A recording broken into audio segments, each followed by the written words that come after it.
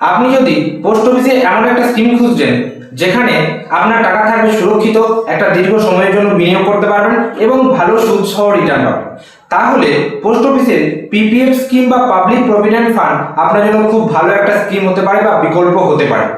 এই স্কিমটা কি হয়তো অনেকেই জানেন বা অনেকেই নাম শুনেছেন বা অনেকেই শোনেননি।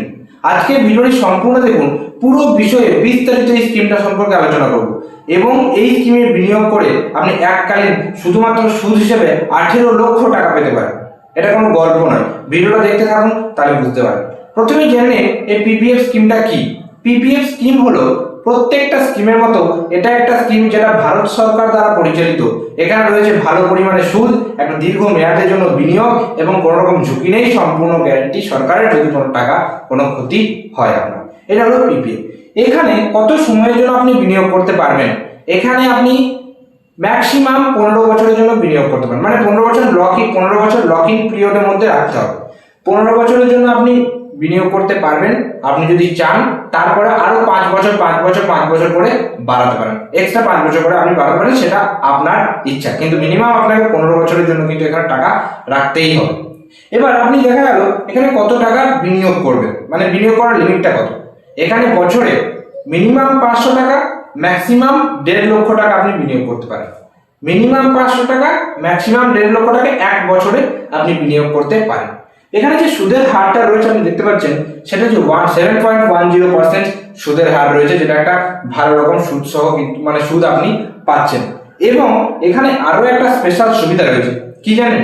মনে করুন আপনি যখন মোটা কোনো এফডি করেন কোনো জায়গাতে, সেখানে যখন আপনি এফডিটা সুদ সহ ম্যাচুরিটির সময় টাকা রিটার্ন করেন, সেখানে দেখবেন আপনার ট্যাক্স কেটে নেয়।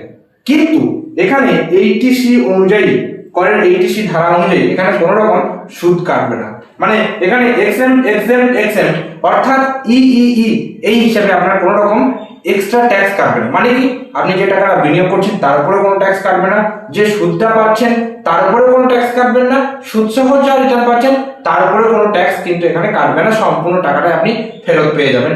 এই একটা সুবিধা কিন্তু এই পিপিএফ স্কিমে রয়েছে। এটা গেল প্রথম পার্ট। দ্বিতীয় পার্ট, এখানে আমরা বলবো কি করে আপনি 18 লক্ষ টাকা পর্যন্ত শুধুমাত্র সুদ ইনকাম করতে পারবেন। প্রথমেই বলে রাখি, এখানে দেখুন অবশ্যই বেশি সুদ পেতে চাইলে বেশি টাকা ইনভেস্ট করতে হবে। আমি তো এখানে প্রথমেই বলেছি যে মিনিমাম 500 টাকা, ম্যাক্সিমাম 1.5 লক্ষ টাকা বছরে ইনভেস্ট করুন। আমি ধরে নিলাম আপনি ম্যাক্সিমামটাই ইনভেস্ট করছেন, বছরে 1.5 লক্ষ টাকা, তার মানে মাসে কত দাঁড়াচ্ছে? 12,500 টাকা করে মাসে দাঁড়াচ্ছে। বছরে যদি আপনি 1.5 লক্ষ টাকা ইনভেস্ট করেন, তাহলে 15 বছরে আপনি কত বিনিয়োগ করছেন নিজের টাকা? 15 বছর টোটাল আপনি 22,50,000 টাকা কিন্তু আপনি বিনিয়োগ করছেন, শুধুমাত্র আপনার টাকা। এইবার সেই 15 বছরে 7.10% সুদের হারে সুদটা কত হচ্ছে দেখতে পাচ্ছেন, এখানে সুদটা হচ্ছে 18,18,209 টাকা।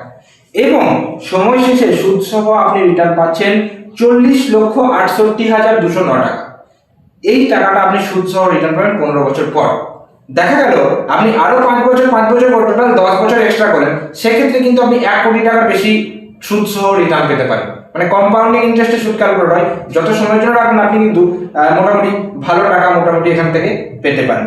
এটা গেল দ্বিতীয় ধাপ। তৃতীয় ধাপে এখানে আমি কি বলেছি একটু ভালো করে দেখুন। হ্যাঁ, তবে এখানে অবশ্যই আর একটা জিনিস আমি বলবো, যে আপনি যে মাসে টাকা জমা দিচ্ছেন সেই মাসে 1 থেকে 5 তারিখের মধ্যে যদি টাকা জমা দিতে পারেন, তাহলে সেই মাসের সুদটা ক্যালকুলেশন হয়ে যায়। কিন্তু তারপরে যদি দেন তাহলে সেই মাসের সুদটা তখন আর ক্যালকুলেশন হয় না। এটা এখানে আমি লিখেছি, সেটা আপনি এবার পোস্ট অফিসে গেলে আরো বিশদে বা ডিটেলসে জানতে পারবেন। 3 নম্বর ধাপ আমি এখানে কি লিখেছি, এবার আপনি যে না হয় টাকা জমা করে নিন, যে আপনার মনে করুন 15 বছর মেয়াদ শেষ হয়ে গেল, নিয়ে আপনি এবার টাকা ফেরত পাবেন। তাহলে সেই ক্ষেত্রে আপনি কি করতে পারেন? প্রথম যেটা করতে পারেন, আপনার মেয়াদ শেষ হয়ে গেল 15 বছর, আপনি সম্পূর্ণ টাকাটা তুলে নিতে পারেন। দ্বিতীয়ত আপনার মনে হলো না আমি টাকাটা তুলবো না, আমি চাইছি আরো 5 বছর বিনিয়োগ, মানে আরো 5 বছর চালাতে। এবার সেক্ষেত্রে দুটো অপশন, 5 বছর আপনি চালাবেন, হয় আপনি বিনিয়োগ করুন আবার যেমন আগে করতেন, মানে বিনিয়োগ করে চালান। আবার এটাও করতে পারেন যে না আমি বিনিয়োগটা করবো না, আমি শুধু 5 বছর রেখে দেবো, এবার সেটা আমি যা সুদ পাবো সেটা নেবো, সেটা করতে পারেন। 5 বছরের জন্য যদি আপনি আরো বিনিয়োগ করেন এক্সট্রা 5 বছরের জন্য, আপনি যদি চান যে যেমন বিনিয়োগ করছিলেন সেরকম করে যাবেন, সেটা করতে পারেন। তার জন্য আপনাকে ফর্ম ফিল আপ করতে হবে।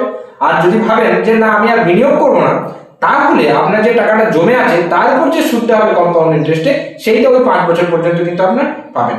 নিয়ে টোটাল তাহলে 15 আর 5 20 বছর পরে যে সুদ সহ টাকাটা হলো সেটা আপনি রিটার্ন পেয়ে যাবেন। এটা একটা ভালো পয়েন্ট কিন্তু এই স্কিমের। তো এটাই হচ্ছে ব্যাপার, এখানে কিন্তু আমি ওটাই এখানে লিখেছি। বেশ, এবার এখানে কিন্তু আপনাকে যেটা বললাম আমি ফর্ম ফিল আপ করতে হবে সময় বাড়ানোর জন্য, এটা এখানে লিখেছি। এখানে কিছু ফেসিলিটি বা সুবিধা আপনি পাবেন।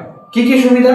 প্রথম সুবিধা হচ্ছে এই স্কিমে বিনিয়োগ করার 3 থেকে 6 বছরের মধ্যে আপনি যদি চান আপনি লোন নিতে পারেন। মানে যে টাকাটা আপনার জমেছে সেই টাকার উপর ভিত্তি করে 70% বা 60% হয়তো যেটা পোস্ট অফিসকে বা যেখানে নেবেন সেইখানে তারা সেই অনুযায়ী বিবেচনা করে আপনাকে দেবে, একটা অ্যামাউন্ট আপনি লোন কিন্তু নিতে পারেন আপনার জমানো টাকার উপর।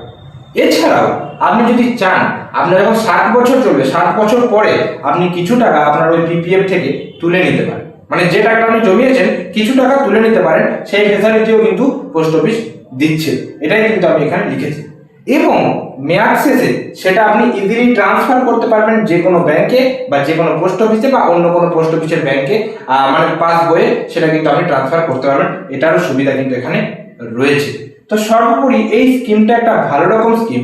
যারা চাইছেন দীর্ঘমেয়াদী, অর্থাৎ এটা অ্যাকচুয়ালি পেনশন স্কিমের মতো ব্যাপার মনে হচ্ছে আপনার। এখন আপনি ইয়াং রয়েছেন, 20 বছর পর আপনার বয়স বেড়ে যাবে, তখন আপনি কাজ করতে পারবেন না। তো এখন যদি একটু একটু করে আপনি সঞ্চয় করেন তাহলে সেই সময় এই টাকাটা কিন্তু আপনার ভালো রকম কাজে হবে। আপনি যদি একটা মোটা টাকা পান, 25 লক্ষ টাকা বা 30 লক্ষ টাকা পান সুদসহ, সেটা পরে আপনি ইএমআই করে দিন না, মাসে মাসে যা টাকা পাবেন সেটাই আপনার মানে আপনার জন্য এনাফ, তখন কিন্তু অনেক টাকা পাবেন। তো এইভাবে কিভাবে নিজের ভবিষ্যৎকে সুরক্ষিত করবেন না করবেন, স্কিমগুলোকে কাজে লাগাবেন, সেটা সম্পূর্ণ আপনাদের ব্যাপার। এই যে স্কিমটা সম্পর্কে বললাম কেমন লাগলো, এবং এই স্কিমটা সম্পর্কে আগে থেকে কারা কারা জানতেন কমেন্টে জানাবেন। যদি এখন মানে যারা ডিটেলসে জানতে পারলেন আপনাদের কেমন লাগলো সেটাও কমেন্টে জানাবেন। যদি ভিডিওটি ভালো লাগে থাকে একটা লাইক করবেন, চ্যানেলে যদি নতুন থাকেন চ্যানেলটিকে সাবস্ক্রাইব করে পাশে যে বেল নোটিফিকেশন সেটা অল সেট করে রাখবেন। কারণ আমরা এই চ্যানেলে বিভিন্ন রকম banking and finance related video, এছাড়াও ইম্পর্টেন্ট ডকুমেন্ট এবং গভর্নমেন্ট আপডেট রিলেটেড ভিডিও এই চ্যানেলে আপলোড করার চেষ্টা করে থাকি। তাই অতি অবশ্যই আমাদের চ্যানেলটিকে সাবস্ক্রাইব করে আমাদের পাশে থাকবেন। তো দেখা হচ্ছে পরের কোনো ভিডিওতে। ততক্ষণ পর্যন্ত প্রত্যেকে সুস্থ থাকুন, ভালো থাকুন। টাটা এবং ধন্যবাদ সকলকে।